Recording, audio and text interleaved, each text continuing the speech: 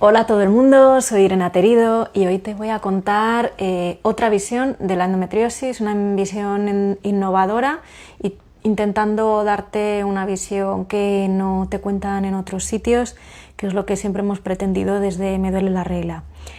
Recientemente se ha producido la Endometriosis Summit en Nueva York y hemos pedido a una de nuestras seguidoras que nos lo contara. Sabíamos que había unas mesas redondas temáticas y que había determinadas cuestiones que iban a salir sí o sí y que son las cuestiones que llevamos trabajando desde Información y Me duele la regla muchísimo tiempo. Todas las activistas hemos estado siguiendo las jornadas en la medida de lo posible y os quería dejar un poco algunas anotaciones. En primer lugar, la endometriosis. ¿Qué es la endometriosis?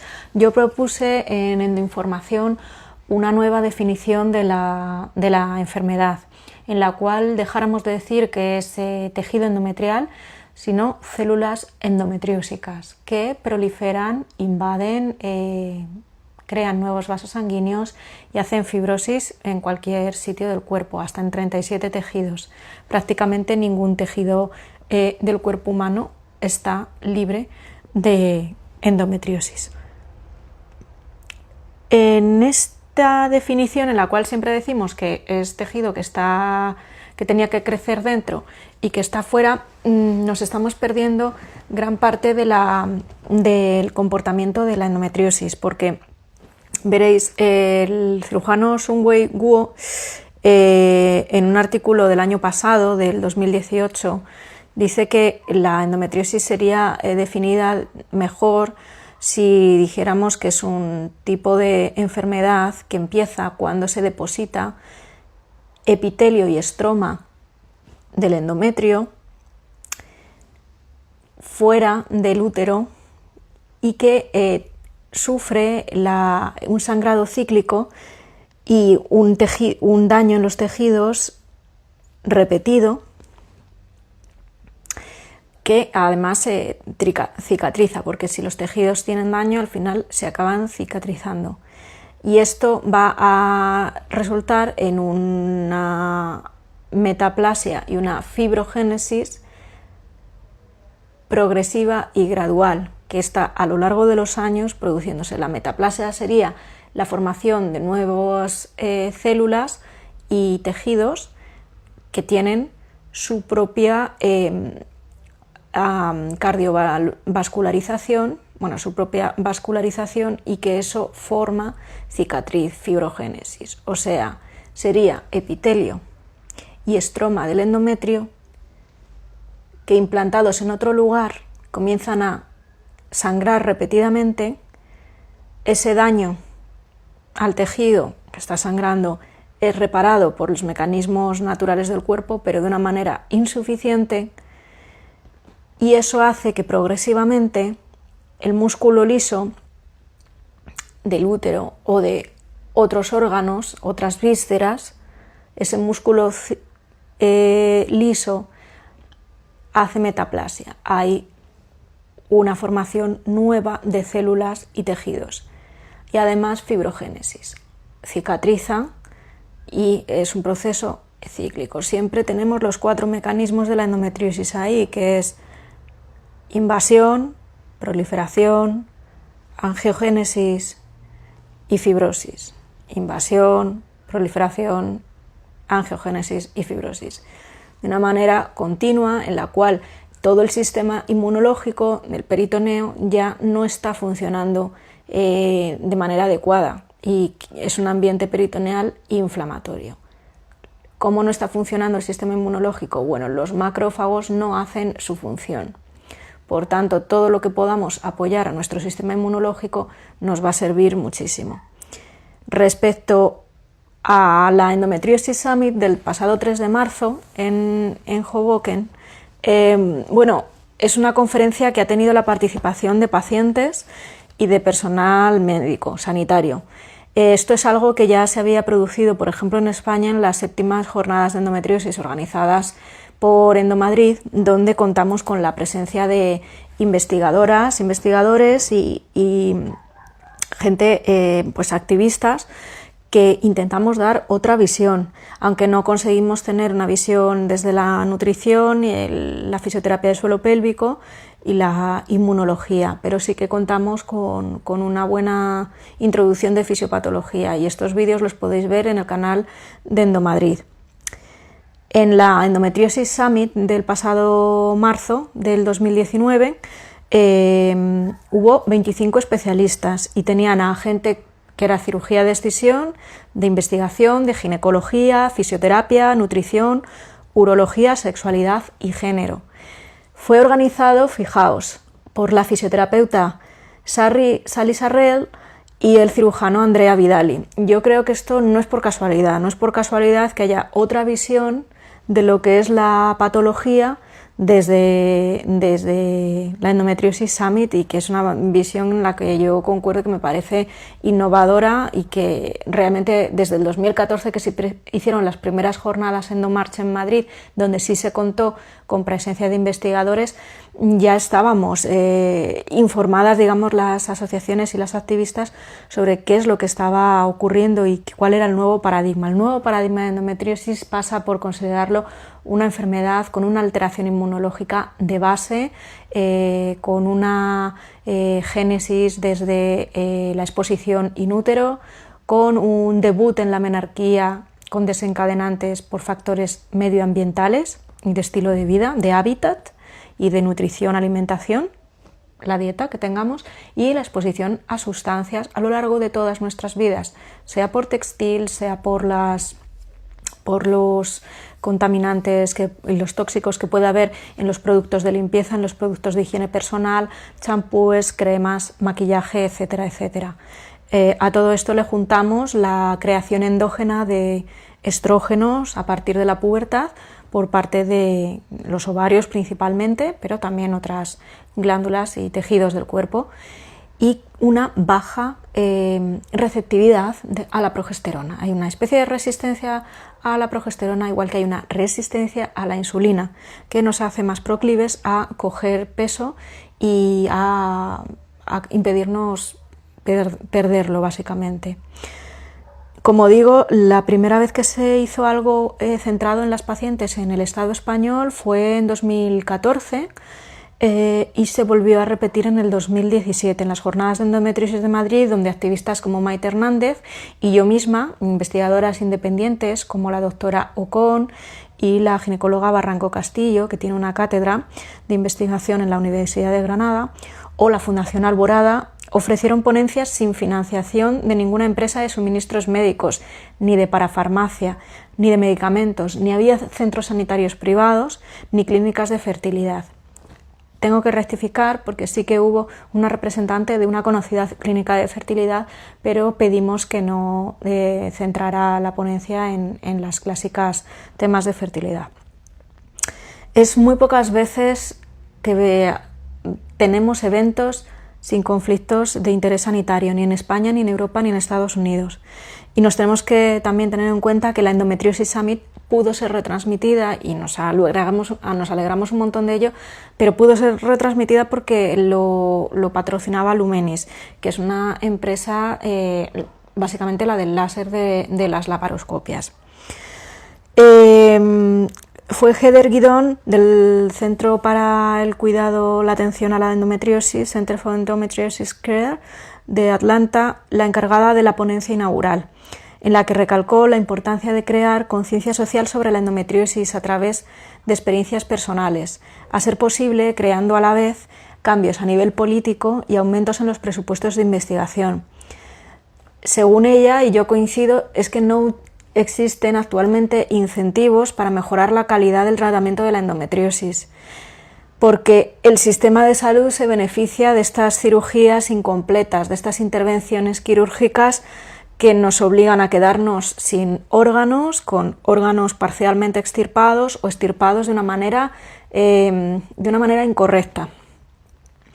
Este tipo de intervenciones obligan a las afectadas a tener que pasar por el quirófano múltiples veces, y esto se cobra más. Una operación es una intervención que tiene mayor costo, pero también mayor beneficio para el equipo quirúrgico a nivel monetario, a nivel de rendimiento. Un parto es mejor desde el punto de vista económico que una enferma crónica.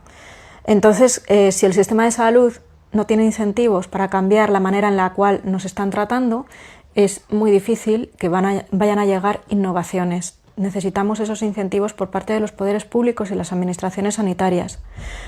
Heather Guidon, como digo, del Centro de Atención para la Endometriosis de Atlanta, invitó a las asistentes a preguntarse a quién beneficia el insistir en el uso de los análogos de la GnRH y otro tipo de tratamientos anovulatorios hormonales, las famosas píldoras, los parches, los implantes y el DIU de levonorgestrel. ¿A quién beneficia? Pues la respuesta, según ella, es clara: a las empresas farmacéuticas. Los intereses económicos y las agendas políticas no deberían determinar los protocolos de atención médica de la endometriosis. Y yo coincido con ella, porque ya sabemos que no están funcionando el tratamiento anovulatorio. ¿Cuántas de nosotras conocemos a amigas, a compañeras, o nosotras mismas sabemos que hemos tenido ciclos de tomar anovulatorios o de tener el implante, el parche, y que aún así crezcan los implantes de endometriosis, crezcan los nódulos, los quistes, la enfermedad manifieste otro tipo de síntomas, y esto es sin pausa, no para. Entonces sabemos a día de hoy que es una enfermedad de componente hormonal, pero no solo. Tenemos componente inmunológico y tenemos componente inflamatorio. No nos cansaremos de decir que es una enfermedad inflamatoria, que ese estroma y ese epitelio que crecen en cualquier sitio del cuerpo no crecen por sí mismos, crecen con un medio ambiente, con un ambiente inmunológico deteriorado en la chica que tiene endometriosis. Tenemos que apuntar hacia ese tipo de tratamientos inmunosupresores o que refuercen la función de nuestro sistema inmunológico. El protocolo existente para la detección y el tratamiento de la endometriosis es anticuado e insuficiente y daña el bienestar y la calidad de vida de los pacientes. La gran mayoría de los especialistas se mostró en contra del uso de los tratamientos hormonales a modo de diagnóstico, que esto es lo que están diciendo últimamente desde el Congreso de Florencia, digamos a nivel de protocolo, de consenso médico en Europa. A mí me parece una locura. Estamos diciendo que necesitamos enmascarar los síntomas, que no necesitamos operar para el diagnóstico. Yo no quiero que nos operen, yo quiero que haya otros métodos de diagnóstico, pero no podemos negar a todas esas ciudadanas un diagnóstico precoz y un diagnóstico que sea de certeza. Lo que no puede ser es que pongamos unos tratamientos hormonales con los fármacos y que si funcionan o los síntomas han cesado o se han amainado, si los síntomas están un poquito más reducidos, pues entonces es endometriosis. Esto no puede ser, o sea, no podemos estar toda la vida buscando un diagnóstico o con un tratamiento para una enfermedad que no sabemos si tenemos. Y por favor, tenemos que definir la endometriosis, insisto, como una enfermedad sistémica e inflamatoria. Como tal, debe ser tratada por un equipo multidisciplinar siempre, tanto en la mesa de operaciones como en el posoperatorio y en la vida, en todas las etapas de la vida de la paciente. Hay que dejar de difundir teorías obsoletas. La teoría de la menstruación retrógrada ha sido refutada en multitud de estudios y no debería seguir utilizándose ya hoy en día. Se sabe que no hace falta ni siquiera tener un útero o menstruar para desarrollar endometriosis. Así que la teoría de la menstruación retrógrada no funciona, no es operativa, se ha descartado. El mejor tratamiento a día de hoy, según los profesionales y las activistas que fueron a la Endometriosis Summit, es la cirugía de escisión por laparoscopia. Tiene que ser hecha por un robot, por el Da Vinci.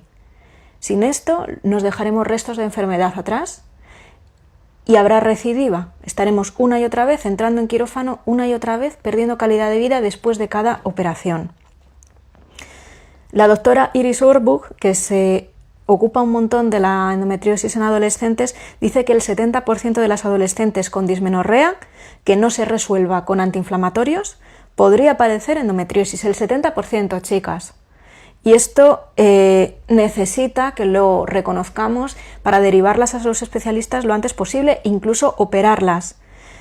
Es vital reducir el tiempo de espera para el diagnóstico. La endometriosis profunda o infiltrativa, la que antes llamábamos rectovaginal, pero que puede estar en intestino y que puede estar en otros órganos, infiltrativas también, peritoneal también, son también comunes entre las adolescentes, y esto tampoco se habla y no se tiene en cuenta. Es importante diagnosticar para realizar esa cirugía y evitar la cronificación del dolor. Las asociaciones de pacientes estamos tomando medidas por nuestra cuenta. Desde que Shannon Kohn estrenara EndoWhat, donde estaba muy claro el vínculo medioambiental de la endometriosis en 2016, yo entrevisté a Shannon en el 2016, fue muy bonito, y luego tuve la oportunidad de revisar el subtitulado al español. Se ha logrado una cosa muy bonita en Estados Unidos, que es un programa en el cual van a enviar kits de información menstrual sobre endometriosis a las enfermeras de los colegios en Estados Unidos. Otra de las intervenciones que destaca mi compi Irene es que la doctora Noemí El Haddad, investigadora del programa Citizen Endo, estuvo un poco contando en lo que consistía la aplicación móvil y el estudio FENDO. Los especialistas y los cirujanos de la Endometriosis Summit todos coincidieron en la necesidad de incluir la endometriosis en el temario general de la carrera de medicina, de ciencias de la salud, igual que otras patologías que presentan tanta prevalencia de pacientes. Necesitamos protocolos para realizar la propia cirugía por excisión de una manera que sane a todas las que pasamos por quirófano, y este tipo de cirugía es muy complicada y muy especializada y se necesitan años de formación ad hoc, son años. Y también necesitamos esa creación de comunidad de especialistas de endometriosis con unos estándares oficiales. Y ahora lo que está pasando es que muchos cirujanos, muchos equipos están en diferentes partes del mundo, pero no están compartiendo, no hay un banco de tejidos o un protocolo que sea consensuado. Estamos creando ahora mismo el tratamiento del futuro. Esto es bueno y esto es malo, es un momento histórico estupendo, pero para las enfermas significa dolor, dolor y dolor sin saber si va a remitir. La intervención temprana, cuando las pacientes no presentamos un gran abanico de síntomas, es que siempre es el factor más importante. Siempre se espera operar hasta que las afectadas estamos debilitadas físicamente, no somos capaces de trabajar o no tengamos medios económicos o apoyo social necesario.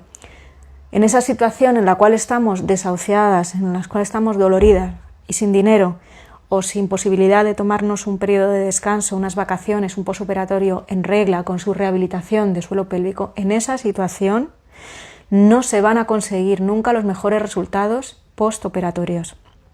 Por eso tenemos que buscar recursos, hay que informarse bien sobre la enfermedad, aprender a preguntar en consulta al especialista, a llevar todas las preguntas, distinguir quiénes son buenos especialistas y cirujanos de excisión y quiénes simplemente no.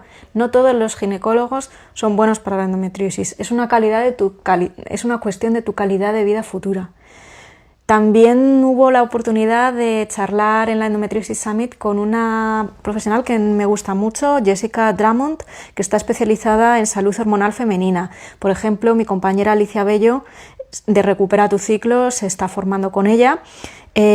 Por supuesto, mencionó la importancia fundamental de la dieta antiinflamatoria para ayudar a combatir los síntomas de la endo. Como la endo tiene un componente autoinmune gigante, es como el elefante amarillo que está ahí y del cual los ginecólogos no están hablando, la endometriosis y la adenomiosis afectan de manera a cada paciente, de manera diferente, ¿no?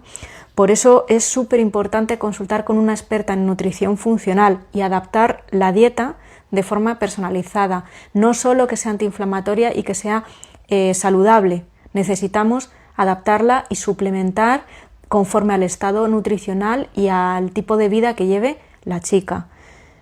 Estudios recientes, Jessica Drummond y mucha otra gente están hablando del vínculo entre la endometriosis y trastornos como la permeabilidad intestinal o el sobrecrecimiento bacteriano intestinal, el SIBO, ¿no? Famoso.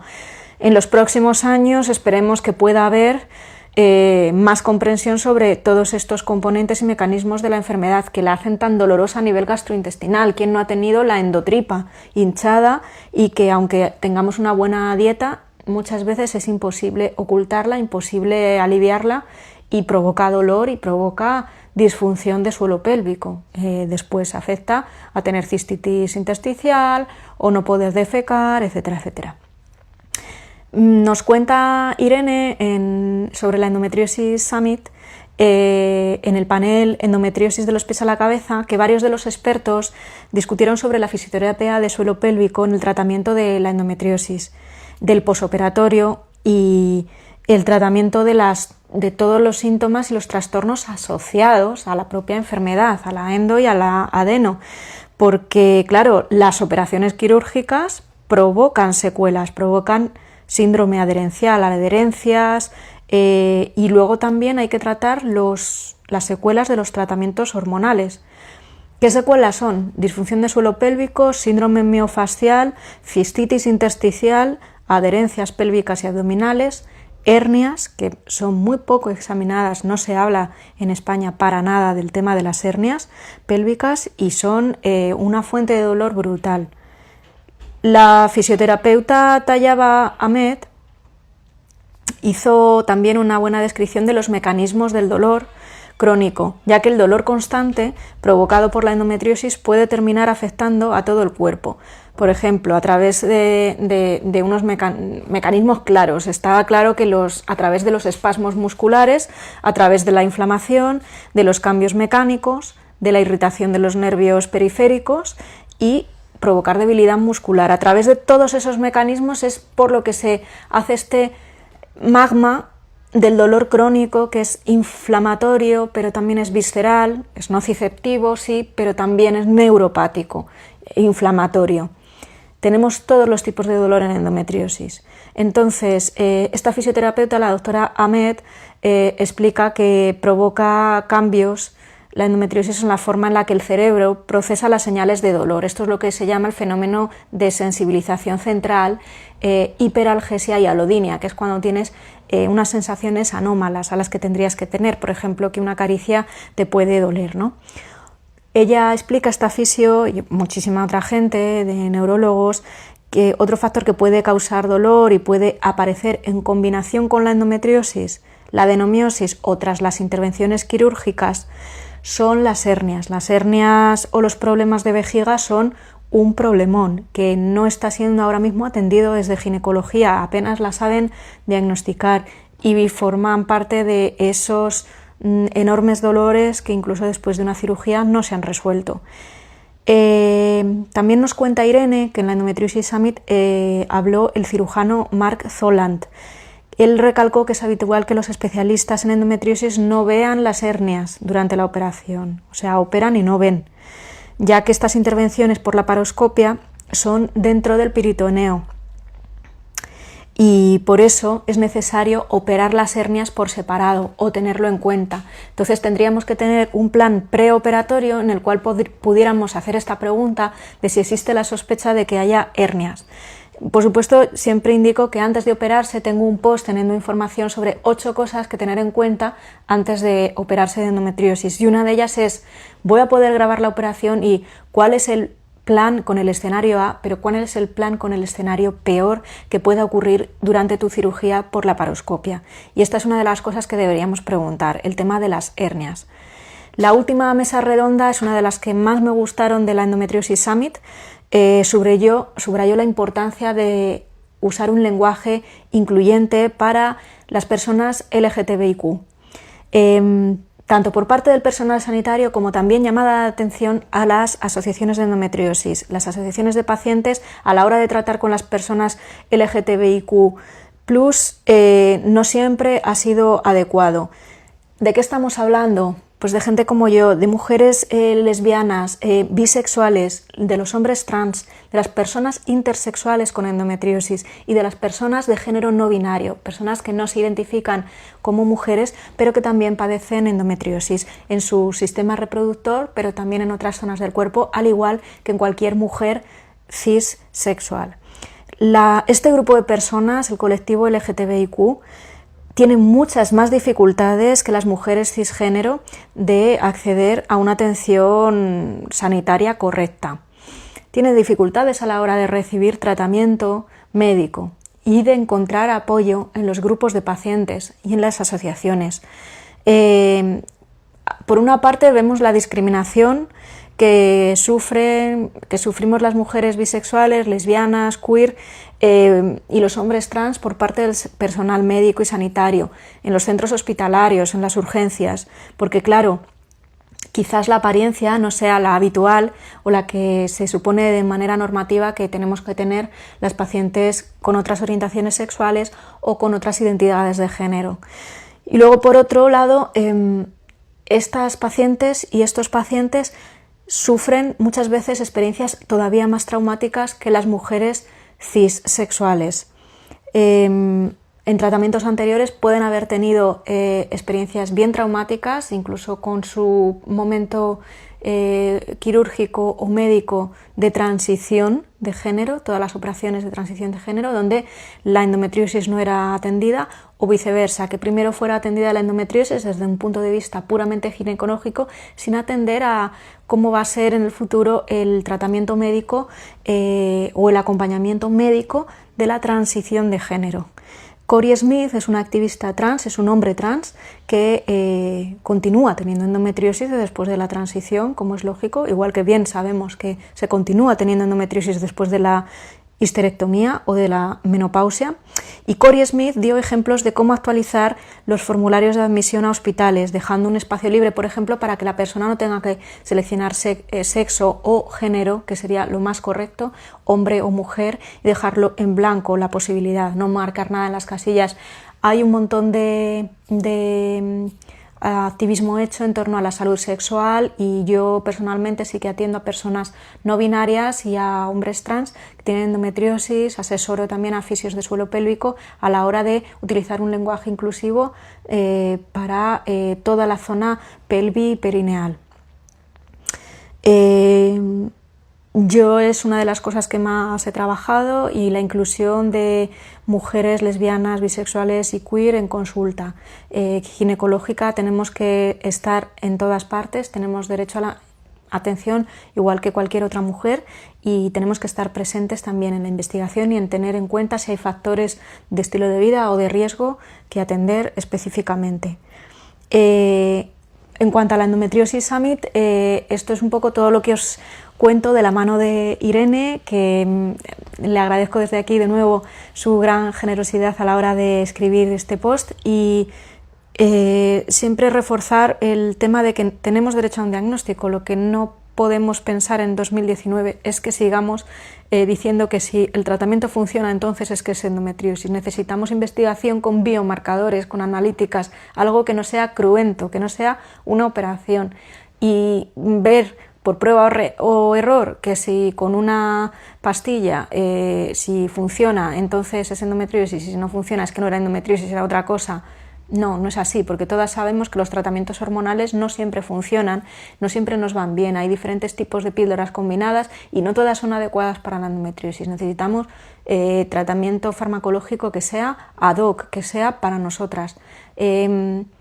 Todo lo que puedo decir es que me irrita muchísimo el que no se nos esté ofreciendo la cirugía como tratamiento cuando es la primera línea de tratamiento y de diagnóstico y nos está ofreciendo por una cuestión puramente económica y por falta de cualificación de los profesionales sanitarios en este país y en otros. Pasa a nivel de toda la Unión Europea y necesitamos ponernos mucho más firmes en conseguir la mejor cirugía posible, una cirugía de excisión hecha por especialistas que no deje restos de enfermedad y a partir de ahí hablar de si ponemos un tratamiento hormonal o si decidimos optar por otras maneras de manejar la enfermedad, siempre siendo muy disciplinadas, metódicas, asumiendo la responsabilidad sobre la propia salud y sobre las propias decisiones. Tenemos derecho a no tener un tratamiento con hormonas sintéticas, tenemos derecho a conservar la fertilidad si lo deseamos, pero también tenemos derecho a no ser madres, a no ser forzadas o que nos apresuremos a la hora de tomar esta decisión. y realmente veo que año tras año hay pocas novedades. Espero que haya muchas más cumbres independientes, que no todo pase por ginecólogos especialistas hablando de nosotras y por nosotras, y que hablemos sexólogas, psicólogas, nutricionistas, endocrinas, fisioterapeutas, todo tipo de terapeutas, cuerpo-mente, que nos pueden ayudar a manejar los síntomas. Y acordaos siempre que el estrés es un factor modulador del dolor y un factor modulador de la endometriosis, y se ha demostrado que tenemos niveles de cortisol alterados, que reaccionamos de una manera anómala al estrés, así que necesitamos manejarnos como si estuviéramos bajo una gran presión. Aunque creamos que ya lo manejamos bien, gestionar el estrés todavía mejor. Gracias por estar ahí siempre, gracias por vuestro feedback, espero que os haya servido este pequeño vídeo y que lo he hecho con mucho cariño y estoy dando aquí mis primeros pinitos. Si queréis cualquier consulta personalizada, todo esto lo trabajamos de una manera individual, poco a poco, por pasos, con un plan de acción para que tú mejores tu salud y tu vivencia de la endometriosis. ¡Mua! Beso.